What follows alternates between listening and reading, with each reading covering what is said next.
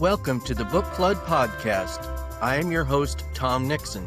Today we are celebrating a book birthday with Amanda Jones. Amanda is a school librarian from Louisiana and the acclaimed author of That Librarian, The Fight Against Book Banning in America. Welcome, Amanda. Hey, thanks for having me back again. I know. We just love you on Book Flood Podcast.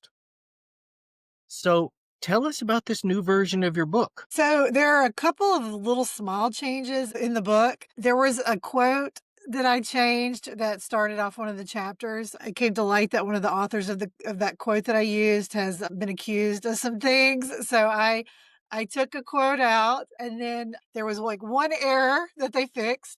But the main thing that was changed is I got to add an afterword. So I got to give a little update on what's been happening since the book came out. And so they did include an afterword in the paperback release. And I'm really excited about it because it kind of goes along with, I don't want to give too much away, but it kind of goes along with how I dedicated the book to Judy Blume. It kind of, I don't want to give too much away, but yeah, it talks about that. Judy Blume is my hero. She's very nice. I really like her. If I could get her on the podcast, I certainly would. She's amazing. Remind us a little bit, what's the idea behind the book? So the book is, it's marketed as a memoir. You know, it kind of goes into, I had a horrible incident happen to me in 2022 for speaking out for my public library, and I am a school librarian. And so I was targeted and harassed. I'm still being targeted and harassed 3.5 years later, but I wrote about that. So I wrote about what it's like to be targeted and harassed in a smear campaign in small town Louisiana for standing up for your public library. And I kind of went into my childhood and what led up to that, me as a reader and as myself a librarian, kind of the things that I was taught as a, you know, growing up in a Republican Southern Baptist household and how that compares to how I am now, and things that I've learned, lessons I've learned as a librarian, lessons I've learned after being targeted and harassed. And then it also kind of maps what's happening in libraries across the United States, and it delves into the money and the reasoning behind it. And then hopefully people walk away. Towards the end, I give a call to action of ways that they can help. And so it's kind of like an all-in-one. So it's not really, it's kind of a memoir slash call to action slash um, library. I do have a whole chapter about libraries and collection development and how libraries operate, because I do think that's lost on a lot of people right now that are those who are targeting libraries. They don't understand how libraries work. So I gave a little background of information on that as well. And the book has become, well, I read it early on, and so I already knew it was a good thing. A little bit of a sleeper success, though. We don't often think of books in our area doing well, but it has done well, has it not? Yeah, it's a major national bestseller. I've already earned out on the book, which is I've earned out my advance, which apparently is a pretty big deal. I don't, this is my first book. So I don't know, but from an unknown author for a first book, it's pretty unheard of to earn out. But yeah, so now I'm getting royalties, which is Which is not a a good lot. thing. You know, it's not Hey, people like every little bit counts, but yeah, it hit almost every single local, state, regional, and national best-selling list, except for New York Times. I didn't get New York Times, but I hit all the other major ones, so I consider it a success. what is wrong with those people at the New York Times? We should You know, call that's them. they say there's like a formula, and like they don't reveal the formula. It's not necessarily goes with sales. So it's kind of Yeah, editorial. it has always been a funkiness. Part of it is, that they get information from bookstores, but there are ways to manipulate all of that. And so, yeah, but everybody else has loved it, certainly. How would you categorize the reception? Oh, it went over very well. I haven't had any negative, at least not to my face. I have never read the reviews online. I told myself early on I would never read. I read the professional reviews. So if it was a professional review, I read it, but like the Goodreads and Amazon, I've never read any of those reviews to this day. So I don't know what they're saying about it, but you know, I went on a book tour that is still ongoing. Because Mm, the hardback was published in August of 2024, and we're now in November of 2025, and I'm still on book tour. So I work all day during the week as a school librarian, and then on weekends I go and travel. And it has brought me to places. I've spoken in Oxford, England. I've spoken in Paris, France. I've spoken in 30, 40 states, 35, I think, states at this time that I've traveled to, bookstores, festivals, libraries.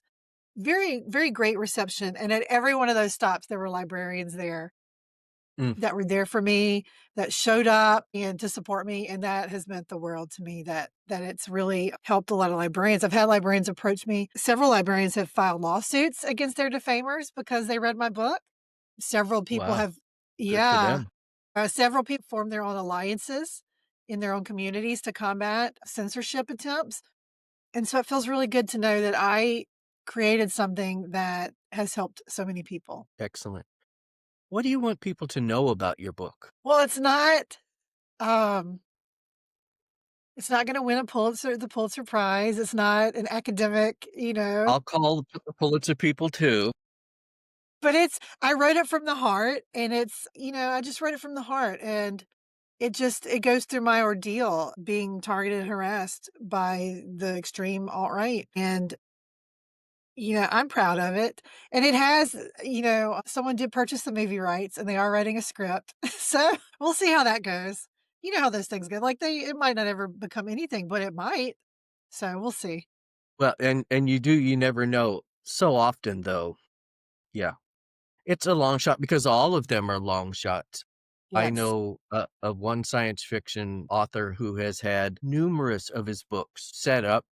He gets a check for X number of years and then it falls out and someone else picks it up and he's never actually had the movie done, but a check But you is a get good thing as paid well. every time they option it. Yes, you do. Yes, you do. My. Anything else you'd like to share with us? I wrote the book in a very dark time in my life, and there's been a lot of closure since writing the Mm, book, and it sparked a conversation within my community. And the reason why I wrote the book, because I was targeted and harassed, and a lot of people in my community turned on me. And since the book has come out, a lot of my community members have read it, and there's been an obvious shift. I have been more supported by coworkers and school district and the community in general since my book came out. So, I'm happy, like, I couldn't have been ha I was just happy to have an ISBN. right, I right. was just excited, I was like, "I have a book and it has an ISBN," but it became a talking point, and so I'm proud of it. Excellent. How does your family feel about all of this? You have a husband and a daughter, although the daughter's off at school now, right? Well, she's still at home because she's going to school locally, but yes, she's in culinary school, and, she graduated high school, she's in culinary school. They could care less, they don't care, they're just like, "Oh, yeah, whatever." It doesn't phase them anymore. I do travel a lot still, and they've asked me to tone it down a notch in the next year, so I have started saying no a lot for the upcoming year, but, they're proud of me and they love it, and, but they keep me grounded. There's a point, which is Yeah. probably a good thing in your favor because they could be wildly against it, and that would be Yeah, no, problematic. they're very supportive of it. They're just like, "Been there, done that. We're tired of hearing about it, mom." This has been what, 2 years since the book came out? About a year and a half, yeah, about a year and a half. And I wrote it 2.5 years ago, and so to them, I've been talking about it for 3 years, like, they were there the whole time when I got the book deal, and then I wrote it, and then I submitted it, and so they've been there the whole step. So it's been 3 years, so they're, like, so unfazed at this point. They keep me grounded. Well, and that's a good thing, that's a good thing.